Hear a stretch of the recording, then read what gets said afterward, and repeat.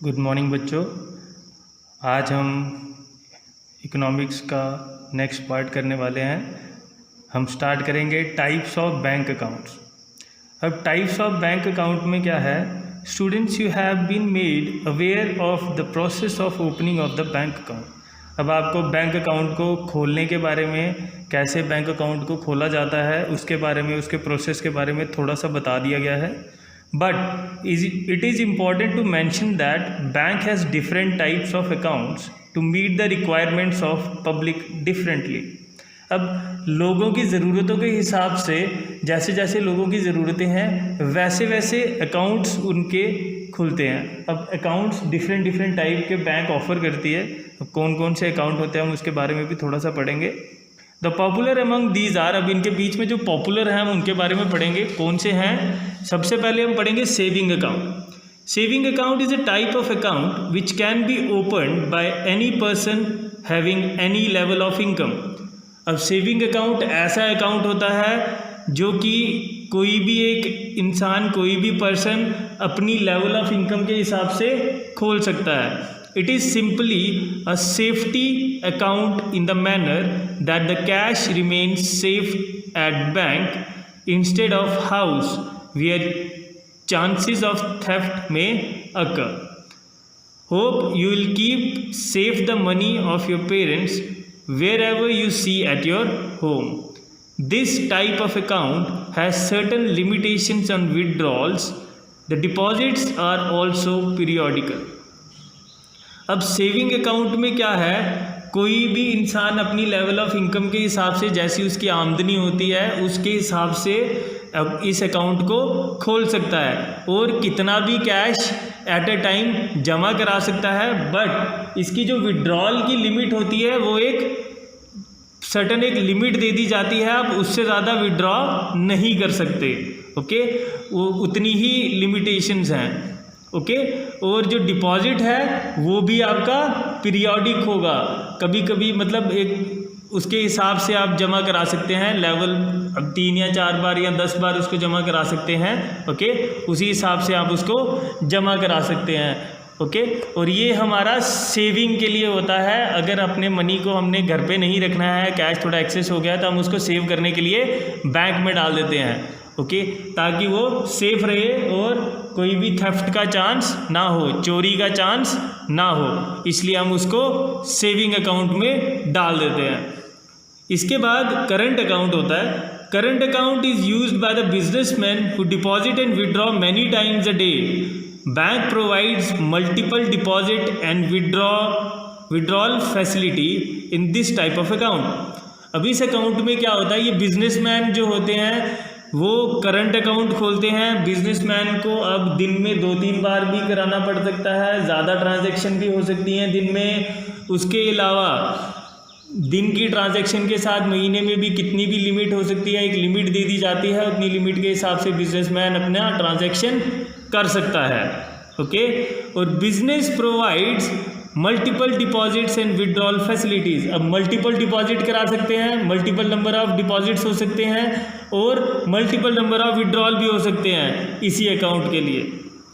इसके बाद आता है आपका फिक्स डिपॉजिट अकाउंट। अब फिक्स डिपॉजिट अकाउंट के जैसा कि इसका नाम है फिक्स डिपॉजिट, मतलब एक अमाउंट को फिक्स कर दिया जाता है और उसको डिपॉजिट कर दिया जाता है। जैसे आप 2 लाख रुपए आपके पास एक साथ इकट्ठे हो जाते हैं, आप 2 लाख को सेव करना चाहते हैं तो आप डायरेक्टली पूरे 2 लाख को आप सेव कर सकते हैं for a certain period of time, और बैंक उसके ऊपर आपको थोड़ा सा इंटरेस्ट भी पे करेगा। This is a type of account in which we deposit a particular amount at a time for a certain period of time.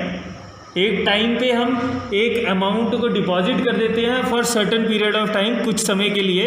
After the completion of that period, उस पीरियड के ख़त्म होने के बाद जितना वो टाइम आपने लिया हुआ है, जितने टाइम के लिए आपने उसको जमा कराया है, उस पीरियड के बाद आप जब उसकी मैच्योरिटी होती है, अब उसका प्रिंसिपल अमाउंट जो है अलॉन्ग विद इंटरेस्ट जो है वो आप उससे निकाल सकते हैं। प्रिंसिपल अमाउंट होता है जो हमने अमाउंट वहाँ पे जमा कराया था, जैसे 2 लाख, और उसके ऊपर जो इंटरेस्ट लगता है वो उसका टोटल अमाउंट बन जाता है जो आप बाद में विड्रॉ करवा सकते हैं after the completion of the period, जिसको आप मैच्योरिटी बोलते हैं। ओके, इसके बाद रेकरिंग डिपॉजिट आता है। रेकरिंग का मतलब होता है बार बार। तो रेकरिंग डिपॉजिट मतलब जो महीने में आपने एक फिक्स कर दिया है कि आपने 1000 या 2000 आपने महीने का जमा कराना ही कराना है, वो आपका रेकरिंग हो जाएगा कि हर मंथ आपको उस अमाउंट को जमा कराना पड़ेगा। This type of account in which we can deposit certain sum of amount periodically, say monthly, quarter और till the time agreed upon. जिस टाइम तक आपने एग्री किया हुआ है उतने टाइम तक, 1 साल के लिए, 2 साल के लिए, 6 महीने के लिए, ओके, इस अमाउंट को बार बार आप डिपॉजिट करा सकते हैं। एक रेकरिंग अमाउंट, जैसे कि आप 5000 आपने रख लिया तो आप उसको मंथली भी आप डिपॉजिट करा सकते हैं, क्वार्टरली भी उस अमाउंट को डिपॉजिट करा सकते हैं। क्वार्टरली का मतलब होता है every 3 months, after every 3 months. अब इसके बाद आपके आते हैं वेरियस ट्रांजैक्शंस इन बैंक। अब बैंक में क्या क्या ट्रांजैक्शंस कर सकते हैं। सबसे पहले आती है डिपॉजिट एंड विड्रॉल, मतलब हम जमा करा सकते हैं और विड्रॉ करा सकते हैं। We can deposit any amount into the bank and withdraw at any time we want. हम कोई भी अमाउंट को डिपॉजिट करा सकते हैं और कोई भी अमाउंट को विड्रॉ करा सकते हैं। We have to submit the prescribed form for deposit. हमें डिपॉजिट का फॉर्म भरना पड़ेगा डिपॉजिट भरने के लिए, डिपॉजिट कराने के लिए, और विड्रॉ का फॉर्म भरना पड़ेगा विड्रॉल करने के लिए, एज पे इन स्लिप। विड्रॉल फॉर्म को हम क्या बोलते हैं, पे इन स्लिप। विड्रॉल स्लिप, अब विड्रॉल स्लिप भी बोलते हैं, डिपॉजिट को पे इन स्लिप भी बोलते हैं, etcetera, available on bank counter. Bank counter पे आपको पे इन स्लिप मिलेगी जिसमें आप पे कर सकते हैं, डिपॉजिट कर सकते हैं। विड्रॉल स्लिप मिलेगी जिसमें आप पैसे निकलवा सकते हैं। दूसरी जो ट्रांजैक्शन है हम लोन्स एंड एडवांसेस के थ्रू करते हैं। if we need it certain, if we are in need of money, we can approach the bank and ask for money in the form of loans। अगर हमें पैसे की ज़रूरत पड़ती है, कभी भी मनी की ज़रूरत पड़ती है, तो हम बैंक के पास जाके उससे लोन ले सकते हैं, उधार ले सकते हैं, अपने काम के लिए उधार ले सकते हैं और बाद में उसको एक सर्टन पीरियड, एक सर्टन अमाउंट को थोड़ा थोड़ा करके चुका सकते हैं। Okay, we do not need to have already existing accounts in that bank। अब इसके लिए हमें ज़रूरी नहीं है कि उस बैंक में अकाउंट होना चाहिए, बट अभी जो लोन होते हैं उसमें आपको अकाउंट होने चाहिए। However, it should be kept in mind that the bank requires completion of all necessary formalities before grant of any loan। ये आपके माइंड में होना चाहिए कि बैंक को आपके सारे के सारे जो डॉक्यूमेंट्स हैं, जो भी आपकी नेसेसरी फॉर्मेलिटीज़ हैं, वो लोन ग्रांट होने के पहले जो फॉर्मेलिटीज़ हैं वो पूरी होनी चाहिए, कंप्लीट होनी चाहिए। अब यूटिलिटी पेमेंट्स। अब यूटिलिटी पेमेंट्स क्या होती है, जैसे कि आप बिजली का बिल पे करते हैं, पानी का बिल हो गया आपका, आजकल आपकी स्कूल की फ़ीस है वो भी आपकी बैंक में ही डिपॉजिट होती है, और आपकी सैलरी है वो भी बैंक में आती है। We make payments of utility services like electricity, water, fees। Nowadays using bank debit or credit card we can pay at all the local shops also। आजकल तो हम डेबिट कार्ड या क्रेडिट कार्ड के through local shops में भी payment कर सकते हैं। सबके पास स्वाइपिंग मशीन होती है, आप इजीली वहाँ पे स्वाइप करके पेमेंट कर सकते हैं। ये होगी आपकी यूटिलिटी पेमेंट। इसके बाद आपकी है locker facility. Bank provides locker facility, lockers for safe custody of precious assets and essential documents like jewelry, gold, property sale deeds etc। आप अपनी प्रॉपर्टी के कागज़, गोल्ड हो गया, आपकी ज्वेलरी हो गई, आप उस सारे को बैंक के लॉकर में भी डिपॉजिट कर सकते हैं फॉर द सेफ्टी। ओके, अब loans and credit activities of a bank. अब लोन और क्रेडिट कैसे प्रोवाइड करता है बैंक, एक एग्जांपल के थ्रू आपको बताया गया है कैसे बैंक बाकी की सेविंग, जो लोग अपने सेविंग करते हैं बैंक में, उसको यूज़ करके सबको लोन प्रोवाइड करता है। Understanding bank little more. अब बैंक के बारे में थोड़ा और जानना है। The people deposit their surplus funds in the bank लोग क्या करते हैं, अपने पास जो अमाउंट ज़्यादा हो जाता है उस अमाउंट को बैंक में डाल देते हैं। And bank besides providing security, bank एक तो सिक्योरिटी प्रोवाइड करता है उस अमाउंट को कि सेफ रखता है अपने पास, दूसरा उसके ऊपर थोड़ा सा इंटरेस्ट आपको पे कर देता है और वो डिपॉजिटर को मिल जाता है। और इसके बाद banks keeps only a small portion of their deposit as cash with themselves, bank क्या करते हैं, थोड़ा सा जो पोर्शन होता है डिपॉजिट का वो एज कैश अपने पास रख लेते हैं। The balance of deposit is lent out to those who are in need of money, उस अमाउंट में से जो थोड़ा सा अमाउंट होता है वो अपने पास रहने देते हैं और बाकी का जो अमाउंट होता है वो एज लोन दे देते हैं। जिन बंदों को चाहिए होता है, जिन बिजनेसमैन को चाहिए होता है, उनको लोन प्रोवाइड कर देते हैं। The balance of deposit is lent out to those who are in need of money, अब ये जो बैलेंस होता है वो ज़रूरतमंदों को पैसा दे दिया जाता है, बांट दिया जाता है। To make things simple let us think, अब इन चीज़ को समझने के लिए हम ये सोचते हैं, there is only one bank in the economy, हम ये सोचते हैं कि एक ही बैंक है इकोनॉमी में। Let the banking authority has decided that the cash reserve ratio is 20%, चलो बैंकिंग अथॉरिटी ने ये डिसाइड कर लिया कि जो बैंक को अपने पास रखने की रेशो है वो 20% होगी, तो मतलब बैंक अपने पास सिर्फ 20% ही रख सकता है जो भी अमाउंट उसके पास डिपॉजिट होगा। So the bank must keep 20% of its current deposit in the form of cash to make cash payments to persons who come to withdraw money, तो 20% अपने पास रखेगा, जो लोग अपने पास विड्रॉ करने आते हैं, उनके पास बैंक के पास पैसा विड्रॉ करने आते हैं, उनके लिए 20% रखेगा, बाकी का जो होगा वो लोन के लिए दे दिया जाएगा। सपोज अब हम करते हैं स्टेप 1, एक पर्सन आता है ए जो डिपॉजिट करता है 100 रुपये बैंक में, ₹100 in the bank, as a result the bank deposits increases by ₹100। अब जो बैंक का डिपॉजिट है वो 100 रुपीज़ से इंक्रीज कर गया। As per rule of the bank, अब बैंक के रूल के हिसाब से bank keeps 20% of 100 as cash, अब बैंक क्या करेगा, 100 रुपीज़ का 20% कैश रखेगा अपने पास, इसका मतलब है कि 20 रुपये अपने पास रखेगा। So the bank keeps ₹20 to make cash payment, अब बैंक क्या करेगा, 20 रुपये अपने पास रखेगा अपनी कैश पेमेंट देने के लिए। So the end the rest जो कि 80 रुपये बच जाएंगे वो बैंक क्या कर देगा, लोन पे कर देगा। अब स्टेप 2 क्या होता है, सपोज एक और बंदा आता है बी बैंक में लोन लेने के लिए, अब बैंक क्या करेगा, उस बी को after the bank gives the loan it can claim the amount from be in future, अब वो लोन दे देगा जब फ्यूचर में बी से लैंड जो भी लोन उसने दिया हुआ है उसको फ्यूचर में क्लेम कर सकता है। This means that by giving loan to person B the bank can create another deposit of ₹80। अब जो बैंक है जब उसके पास वो लोन वापिस आएगा तो वो लोन जो होगा बैंक उसको भी डिपॉजिट करेगा, जो उसको डिपॉजिट करेगा नाउ द टोटल डिपॉजिट क्या हो जाएगा बैंक के पास, पहले उनके पास थे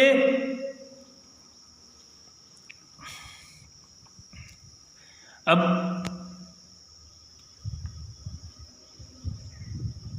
now calculate the total deposit with the bank. अब टोटल डिपॉजिट कैसे कैलकुलेट होगा, फर्स्ट पर्सन ए डिपॉजिट ₹100, अब पर्सन ए ने कितने डिपॉजिट किए थे, 100 rupees. By giving loan to B the bank is able to claim ₹80, बाद में बैंक उससे कितना लेता है, बी से 80 रुपीज़। सो आफ्टर 2 स्टेप्स, इन दोनों स्टेप्स के बाद टोटल अमाउंट क्या हो गया, 100 + 80 which is 180 rupees is the total deposit. अब एक और पर्सन आता है सी जिसको लोन चाहिए बैंक से, अब how much amount of money the bank can give as loan, अब कितना लोन दे सकता है बैंक सी को। इन द प्रीवियस स्टेप हमने ये देखा था bank could increase its deposit by ₹80 by claiming the amount from B से अमाउंट लेने के बाद बैंक ₹80 जो है डिपॉजिट हो गए थे। As per rule it has to keep 20% of 80, 80 rupees का 20% वो रख सकता है, 16 रुपये रख सकता है। बाकी के जो 64 रुपीज़ हैं वो बैंक एज लोन दे सकता है। तो जो टोटल हो जाएगा अगेन बाय क्लेमिंग, जब वो क्लेम कर लेगा सी से 64 रुपीज़, तो उसके पास टोटल डिपॉजिट क्या हो जाएगा 180 प्लस 64 विच इज़ 244। तो टोटल जो उनके पास हो जाएगा वो कितना हो जाएगा डिपॉजिट 244। नाउ तो इस तरह से जो बैंक काम करता है। So commercial banks advances loan against some approved security. अब जो कमर्शियल बैंक्स हैं वो लोन्स किसके अगेंस्ट देते हैं, कोई अप्रूव्ड सिक्योरिटी के लिए, सिक्योरिटी के साथ। जो सिक्योरिटी होती है उसको क्या बोलते हैं, कोलेटरल। बैंक एक कोलेटरल बनाती है जिसमें एक सिक्योरिटी होती है जिसके थ्रू बैंक उसको लोन पास कर सकता है। नहीं तो जैसे कोई भी लोन लेगा तो उसको बैंक को पूरा भी तो करना है, अगर किसी के पास है नहीं पैसे तो वो पूरा कैसे करेगा। तो बैंक एक कोलेटरल लेता है जिसके थ्रू वो उनको रिकवर कर सकता है पैसों को। In India these days bank hold about 15% of their deposit as cash। अब बैंक क्या करता है 15% जो डिपॉजिट होता है उसको अपने पास कैश रखता है, बाकी का जो है वो लोन को पेमेंट कर सकता है। This money is kept to pay depositors who may want to withdraw their money on any day as free will. जो वो अपने फ्री विल से कभी भी आप चाहें तो जाके उस अमाउंट में से जो है पैसे विड्रॉ कर सकते हैं। Majority of the depositors are used to extend loan facility to customers. अब जो डिपॉजिट्स हैं उसका मेजॉरिटी जो है वो कहाँ जाता है, लोन फैसिलिटी एक्सटेंड करने के लिए। दिस क्रेडिट फैसिलिटी और loan facility refers to an agreement in which the lender supplies the borrower with money, goods और services in return for the promise of future payment. या तो उसको पैसा जो कि आप फिक्स डिपॉजिट रख रहे हैं उसके थ्रू उसके ऊपर आप लोन ले सकते हैं, या आपके पास ज़मीन है उसके ऊपर लोन ले सकते हैं, या आपके पास कुछ गुड्स हैं उसके ऊपर लोन ले सकते हैं, या आपके पास कोई भी प्रॉपर्टी है आप उसके ऊपर लोन ले सकते हैं। Okay, it serves to purposes. अब ये दो पर्पस सर्व करता है। क्या पर्पस सर्व करता है, bank works as intermediaries between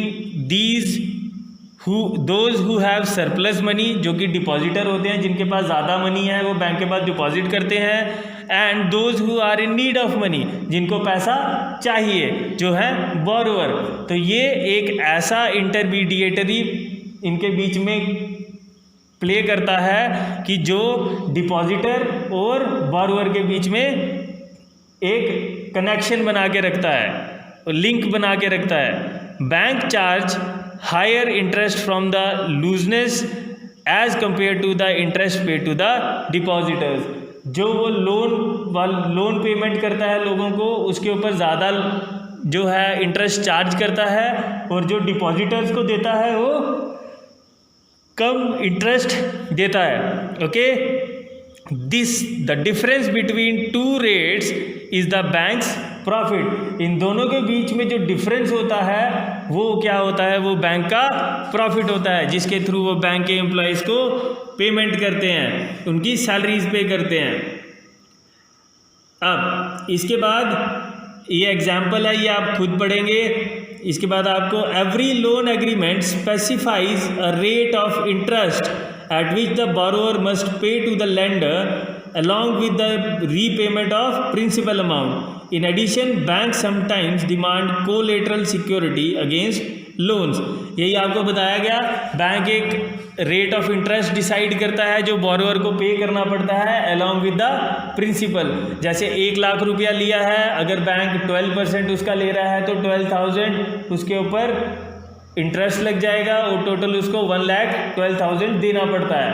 okay, और ये जो है यहाँ तो उसको इतना देना पड़ेगा और साथ में उसको एक कोलेटरल भी साइन करना पड़ता है। In case he is not able to pay on time, he will be then the resources और the services or the goods that is been kept as collateral can be sold out. जो भी उनको चीज़ें दी गई हैं वो बाद में सोल्ड आउट कर सकते हैं, बेच सकते हैं उन चीज़ों को, पैसे को रिकवर करने के लिए. Collateral is an asset that the borrower owns. Collateral एक एसेट होता है, एसेट होता है जो पैसे के अलावा कोई चीज़ या कोई भी चीज़ जिसको हम पैसे के लिए रख सकते हैं. उस कोलेटरल को लैंड भी हो सकती है, ज़मीन हो सकती है, आपका बिजनेस एसेट हो सकता है, आपका हाउस हो सकता है, व्हीकल हो सकता है, लाइफ स्टॉक हो सकता है. अगर बैंक के अंदर आपने फिक्स डिपॉजिट रखा है या कोई डिपॉजिट है तो उसके ऊपर भी आपको लोन मिल सकता है. ओके, तो वो आपके एज अ कोलेटरल पे करेंगे. ओके, वो कोलेटरल क्या होता है, एसेट होते हैं. इन एसेट्स को बैंक के सामने आपको रखना पड़ेगा. ओके, बैंक के सामने रखना पड़ेगा तभी वो आपको कुछ लोन पे करेंगे कि इन फ्यूचर अगर आप नहीं उसको पे कर पा रहे हैं तो वो उन चीज़ों को सोल्ड आउट करके या उन चीज़ों को दे के किसी और को तो उस कैश को रिकवर कर सकें, लोन को रिकवर कर सकें. Okay, if the borrower fails to repay the loan, the lender has the right to sell the collateral to obtain payment. तो जो लेंडर है जिसने पैसे देने हैं उसको जिसने पैसे दिए हैं वो उसको कभी भी बेच सकता है पेमेंट पूरी करने के लिए. The interest rate of loan, collateral and documentation required for obtaining loan along with the mode of repayment together comprises the terms of credit. जो इंटरेस्ट लोन के ऊपर लगता है, जो कोलेटरल हो गया और जो डॉक्यूमेंटेशन है, इन सब को टोटली हम क्या बोलते हैं, terms of credit. Okay, terms of credit क्या होती है, हमारे कोलेटरल हो गया, ओके, हमारा इंटरेस्ट रेट हो गया और हमारा डॉक्यूमेंटेशन जो हो गई, वो सारे क्या होती हैं टोटल. अगर इनको अलॉन्ग विद अगर हम इसको टोटली देखें तो क्या बन जाएगा, terms of credit. Loan facility usually allows an individual business to meet the working capital need of the production. अब जो भी उनको अगर प्रोडक्शन के लिए कुछ पैसे चाहिए बिजनेसमैन को या फिर किसी भी इंडिविजुअल को, तो वो उसके थ्रू पैसे लेकर उसको पूरा कर सकता है. या फिर अगर किसी को घर खरीदना है उसके लिए लोन ले सकता है, किसी को मैरिज के लिए पैसा चाहिए उसके लिए लोन ले सकता है, चिल्ड्रन की एजुकेशन के लिए चाहिए एजुकेशनल लोन ले सकता है. However when loan repayment becomes impossible due to certain reason, in this case loan push the borrower into a situation where recovery is very painful. This is usually called the debt trap. अब loan जब कोई बंदा पे नहीं कर सकता है time पे, उस केस में बैंक बड़ा पेनफुली, बड़े अलग तरीके से रिकवर करता है, पेनफुली तरीके से रिकवर करता है. ओके, क्योंकि बैंक रिकवर करना भी जानता है अगर वो देना जानता है तो. This is usually called the डेब्ट ट्रैप. जब आप किसी डेब्ट के, जब आपको किसी को देना है कोई पैसा, उसके ट्रैप में आप फंस जाते हैं, उसको बोलते हैं डेब्ट trap. When we are not able to pay the money, the loan on time. A commercial bank is one of the important financial institution serving the common man in his day-to-day activities. जो commercial bank है वो क्या करता है, एक important financial institution है जो सर्व करता है कॉमन मैन को उसकी डे टू डे एक्टिविटीज़ के लिए. As mentioned before in this chapter, a saving bank account is one of the easiest way to start the habit of saving. जो saving bank account है वो एक simple way है किसी को भी सेविंग करने के लिए, किसी को भी सेविंग स्टार्ट करने के लिए बैंकिंग में. अब बैंक अकाउंट खुलता कैसे है, बैंक अकाउंट के लिए आपको सबसे पहले चुनना पड़ता है कि आपको कौन सा बैंक, कौन से बैंक में आपको क्या करना है. जैसे हम किसी भी स्कूल में एडमिशन लेते हैं तो हमें सबसे पहले स्कूल्स के बारे में पता करना पड़ता है, वैसे ही हम बैंक्स के बारे में पता करेंगे. कौन सा बैंक है जो हमारे पास में है, कौन सा बैंक है जो हमें कौन सी फैसिलिटीज़ प्रोवाइड करता है, कौन सा बैंक है जो आपके साथ बिल्कुल इजी तरीके से बात करता है, आपके सारी चीज़ों को देखा जाता है। ओके, कौन से बैंक में आप काम मतलब आपके लिए बहुत इजी हो जाएगा कि हम कोई भी ट्रांसफ़र कर सकें, कोई भी ट्रांजैक्शन कर सकें। हम इन चीज़ों को देखते हैं, फिर ही हम बैंक को चूज़ करते हैं। Choosing a bank in which you want to open an account, सबसे पहला स्टेप है बैंक को चूज़ करना जिसमें आपको बैंक अकाउंट ओपन करना है। जैसे कि जम्मू एंड कश्मीर बैंक है जो जम्मू में इस टाइम पे सबसे ज़्यादा यूज़ किया जाता है, क्योंकि लोकली आपकी जम्मू की सारी सैलरी भी उसी में आती है, आपके बिजली का बिल भी उसी में जाता है। तो मोस्टली जो यूज़ होता है जम्मू में वो कौन सा है, Jammu and Kashmir bank limited. Okay, इसके बाद आपको एक फॉर्म फिल करना पड़ता है, एप्लीकेशन फॉर्म होता है जो बैंक प्रोवाइड करता है। हर बैंक का एक अपना एप्लीकेशन फॉर्म होता है, उसको फिल करना है along with the documents that are required. जो भी डॉक्यूमेंट्स आपको दिए जाते हैं वो डॉक्यूमेंट्स चाहिए होते हैं। आपको उसके ऊपर फ़ोटो लगाना पड़ता है, रेजिडेंस का प्रूफ लगाना पड़ता है। ओके, आपको उसकी आइडेंटिटी का प्रूफ भी लगाना पड़ता है। आजकल आपको आधार कार्ड और PAN card along with your phone number and email ID is also to be fixed on it. इसके बाद third step is submit the filled up application form. जो भी ऑफिसर वहाँ पे होता है, कोई भी बैंक ऑफिसर बैंक में होता है, उसको जाके आपने अपने फॉर्म को वैलिडेट कराना है, चेक करवाना है कि क्या सारी चीज़ें कंप्लीट हैं। उसके बाद वो उसको अप्रूव करेगा और आपका बैंक ओपन हो जाएगा।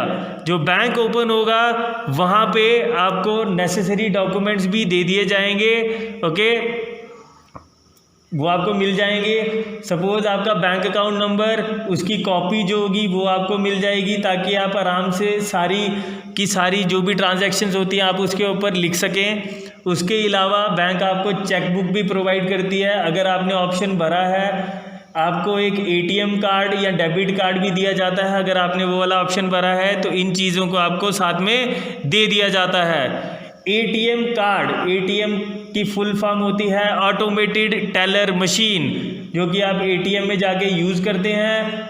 ATM मशीन के अंदर यूज़ करेंगे और आप उसमें से विड्रॉ कर सकते हैं। आजकल डिपॉजिट भी कर सकते हैं, डिपॉजिटर मशीन भी हैं। इसके अलावा प्रोसीजर क्या है ओपनिंग का, सबसे पहले फिलिंग द एप्लीकेशन फॉर्म, जिसके अंदर नाम होता है, पेरेंट एज होती है, पेरेंट का नाम होता है, आपका रेजिडेंस होता है and all other relevant details, जो भी डिटेल्स उसमें पूछी जाती हैं, आपकी एज, ओके, आपकी इनकम, हर चीज़ पूछी जाती है, आप उसके बारे में लिख सकते हैं, education qualification. Now signing the application form, second point is signing the application form. आपके साइन जहाँ जहाँ पे रिक्वायर्ड है वहाँ पे साइन होने चाहिए। आपके फ़ोटोग्राफ जो है जहाँ जहाँ पे रिक्वायर्ड है वहाँ पे फ़ोटोग्राफ लगे होने चाहिए। फ़ोटो स्टेट्स, डॉक्यूमेंट के फ़ोटो स्टेट होने चाहिए। आपका Aadhaar card, PAN card, identity card, इन सब की फ़ोटो स्टेट उसके साथ लगे होने चाहिए। Submitting the form to the bank manager, bank manager को फॉर्म सबमिट कराना होता है। और getting the passbook of your account number, आपका जो अकाउंट नंबर है उसकी पासबुक ले लेना। पासबुक एक ऐसा डॉक्यूमेंट है जिसके ऊपर आप सारी की सारी ट्रांजैक्शन लिख सकते हैं। आपके पास एक रिकॉर्ड रहता है कि आप बैंक के साथ क्या क्या ट्रांजैक्शन कर रहे हैं। By adopting the above process we can open an account. इस प्रोसेस के साथ हम क्या करते हैं, अकाउंट को ओपन कर सकते हैं। आज के लिए हम इतना ही रखेंगे, इसके बाद हम बाकी का पार्ट करेंगे। Thank you.